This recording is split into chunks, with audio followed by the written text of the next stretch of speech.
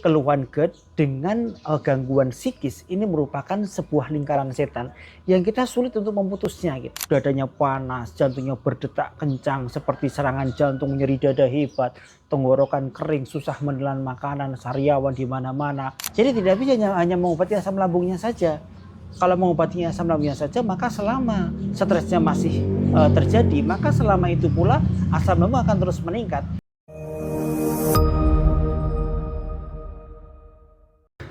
Baik, ada pertanyaan lagi dari saudara siapa ini? Robert ya.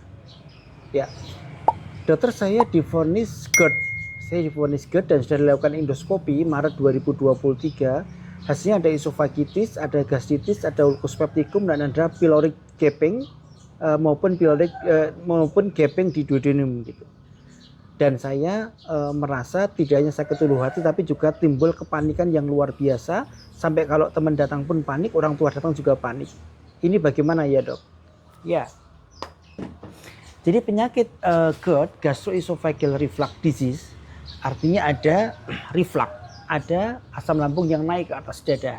Ini paling sering kita jumpai ya. GERD ini terjadi karena adanya klep antara lambung dengan esofagus ini membuka gitu. Kenapa dia membuka? Karena namanya gaping. Gaping itu dia membuka gitu. Nah, ini merupakan satu kasus yang kadang-kadang kalau terjadi GERD itu keluhannya bisa seluruh tubuh gitu ya, tidak hanya di ulu hati saja. Dadanya panas, jantungnya berdetak kencang seperti serangan jantung, nyeri dada hebat, tenggorokan kering, susah menelan makanan, sariawan di mana-mana, badan nyeri-nyeri, linu-linu semua, bahkan di punggung sampai dengan nyeri. Jadi hampir secara umum akan mengalami keluhan pasien dengan GERD ini gitu. Jadi GERD ini jangan disepelekan, jadi memang keluhannya sangat luar biasa. Dan keluhan GERD dengan gangguan psikis ini merupakan sebuah lingkaran setan yang kita sulit untuk memutusnya gitu. Kepanikan, stres ya, ini akan bisa meningkatkan asam lambung. Asam lambung yang meningkat akan bisa menimbulkan kepanikan dan stres. Jadi dua hal yang akan saling terai terus gitu. Sehingga kalau ada kejadian seperti ini, maka dua-duanya harus diterapi secara simultan, secara beriringan. GERD-nya diobati, stresnya juga diobati. Jadi tidak bisa hanya mengobati asam lambungnya saja.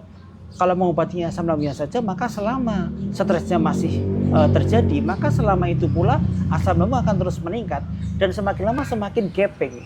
Jadi salah satu yang menimbulkan gaping ataupun membukanya klep itu adalah karena stres psikis. Tergesa-gesa, kemerungsung, beban pikiran yang beratnya akan menimbulkan gaping gitu. Maka saran saya kepada saudara Edward ini adalah, Robert ini adalah bagaimana mengatasi dua-duanya secara simultan, secara beriringan. Asam lambungnya diturunkan dengan obat-obatan seperti esomeprazol, lansoprazol, omeprazol, pantoprazol ataupun yang lain. Dan ditambah dengan misalnya golongan ribamipid, golongan sukralfat dan lain sebagainya. Dan yang kedua harus mengatasi stresnya. Mungkin kalau perlu dengan obat-obat anti ansietas, anti cemas ya, obat-obat psikis yang lain, atau konsultasi dengan dokter psikosomatis ataupun dokter psikiater gitu. Karena harus dua-duanya, tidak bisa diatasi salah satu saja, tidak bisa. Ya. Dan ketika stresnya itu turun, maka gapingnya pun akan mulai menutup kembali. Kemudian keluhan GERD-nya akan berkurang tentunya. Ya, jadi gangguan psikisnya diobati, kemudian gangguan lambungnya juga diobati.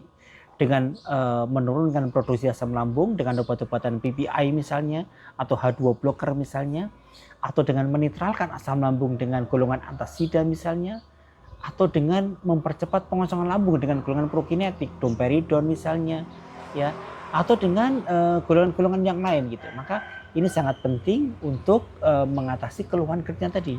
Ditambah dengan obat-obatan anti cemas ya, seperti misalnya golongan-golongan penenang lah, obat-obatan penenang. Ini sangat penting untuk mengobati dua-duanya berjalan simultan. Karena kebanyakan orang yang GERD ini akan sulit tidur. Dan semakin sulit tidur, semakin cemas, maka akan semakin memperberat keduanya gitu.